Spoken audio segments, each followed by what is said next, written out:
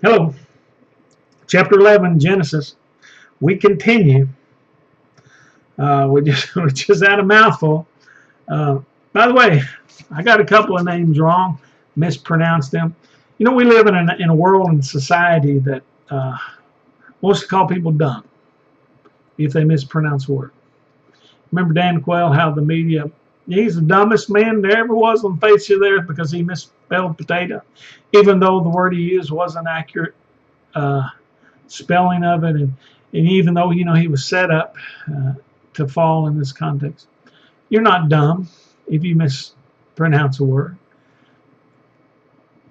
These names, we can't even know how they're pronounced many times, especially when we get to the Greek language. But it doesn't matter. God doesn't care if you don't know how to pronounce a name. And we need to quit, thinking our PhDs are going to tell us what's right on this regard. No, I mean, it's the translation of these words is difficult at best, and there can be different pronunciations, and we want to concern ourselves with the Bible and identifying of these people. The translations may even have some of these translated wrong, but it doesn't matter unless we're really getting into a study and we're trying to find out these lands and these people. But remember, dumb is not knowing the Bible. Dumb is not to have the wisdom of God. Dumb is to know in your heart that there is no God.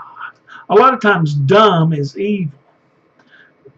We need to quit going along with society that says people are dumb that don't take the time to learn to spell, for example.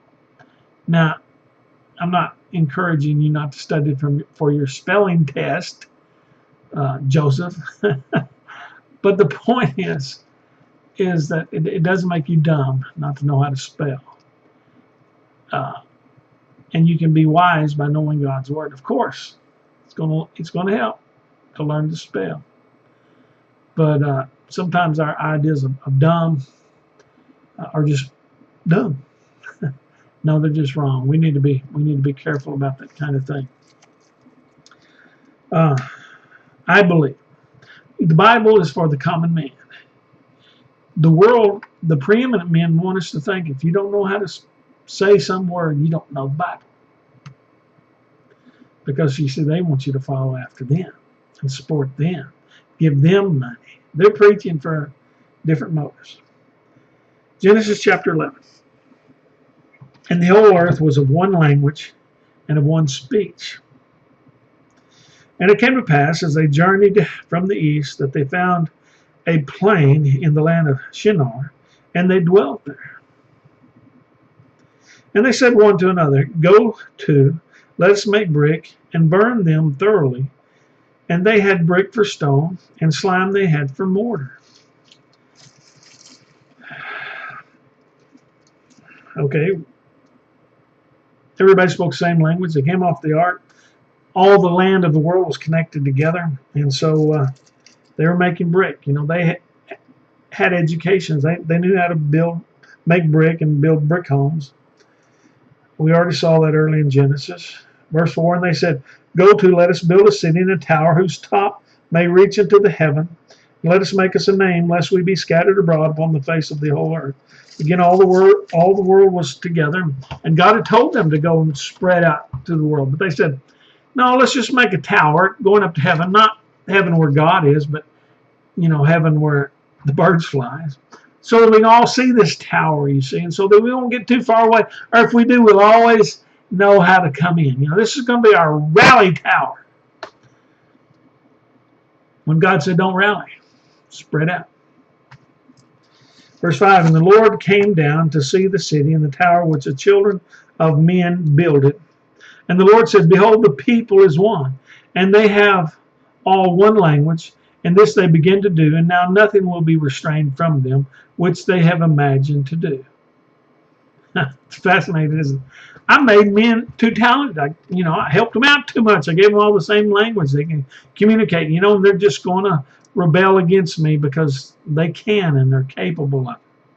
Verse 7, Go to, let us go down, and there confound their language, that they may not understand one another's speech. By the way, what kind of language do you suppose they spoke before this time? Everybody speaking one language, and it was given to them by God. We find in the Garden of Eden, and we don't know. That would be a fascinating thing to find some language written out before the flood, some archaeology, some find of archaeology if we could find out what kind of language these people spoke and what kind of language they wrote in.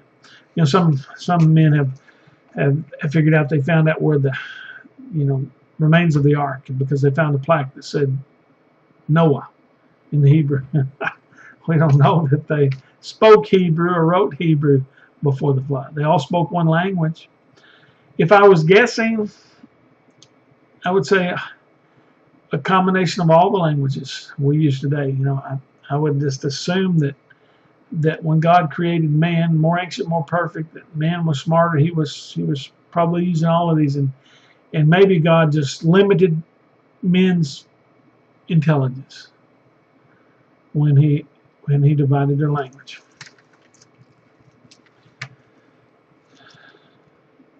You know, he talks about how smart they are, kind of, in verse 6. Verse 8, so the Lord scattered them abroad from thence upon the face of all the earth, and they left off to build the city. Again, is this literal or figurative? I think both are probably true.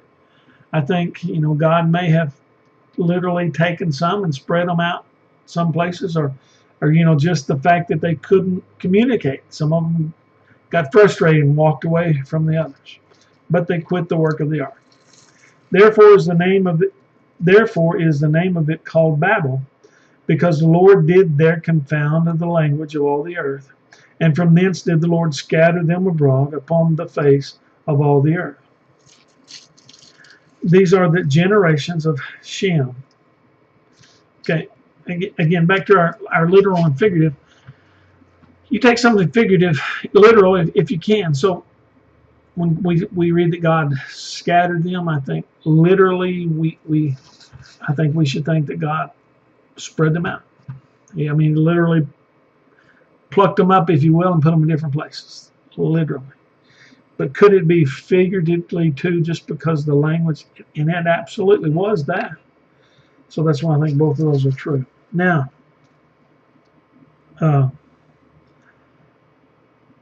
that's a short description of the Tower of Babel, which is one of the great events of the earth. Where did all our languages and punctuation, spelling even, and all these things come? Where do languages come from? Right here in the Bible. Again, this is a fascinating book, this book of Genesis. God not only tells us that he created us from one gene, but he tells us, how he divided us in the world, and he gives us names. And to top that off, he tells us how we got language. In the beginning, he just educated us. And now he tells us how we got a bunch of different languages. He gave it to us because we were too smart for our own good. And now we have computers, and I notice that sometimes on Facebook and other things, you can just press translation and you can see what people are saying in different languages.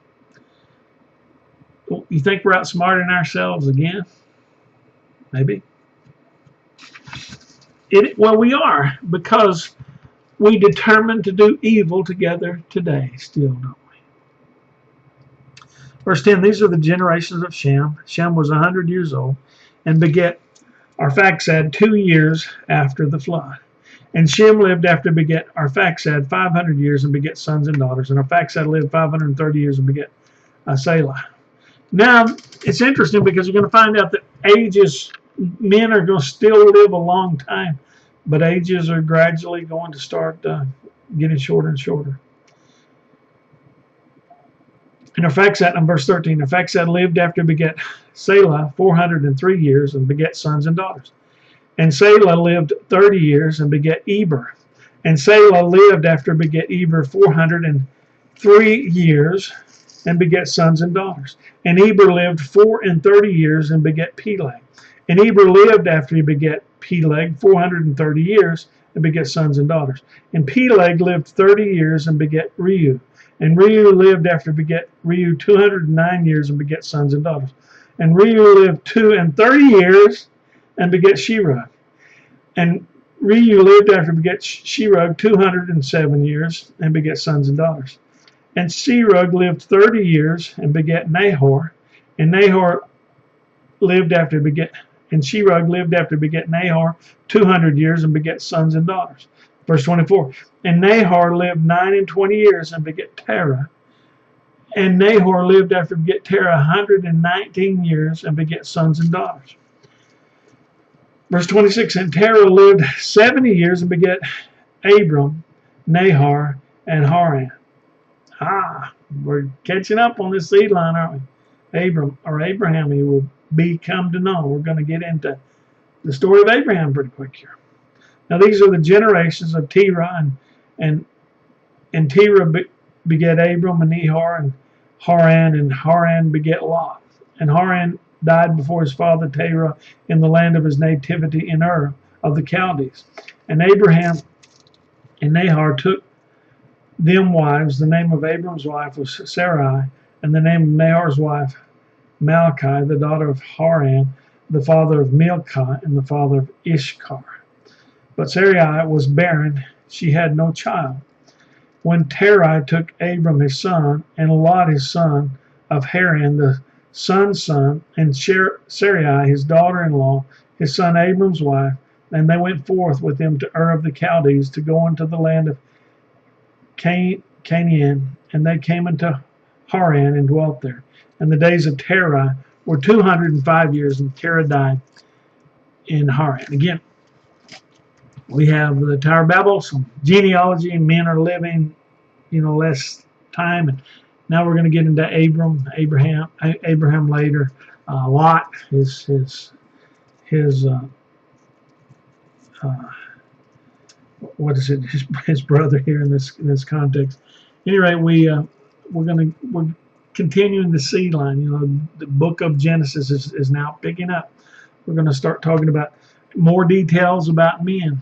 Much of our history is past when we get to this chapter 11. Much of the history of the world is already past, and now God's going to start giving us more details because, of course, He's going to bring to us His Son through the Jewish people. Now, the law of Moses hadn't started yet, but we're going to start picking up into that.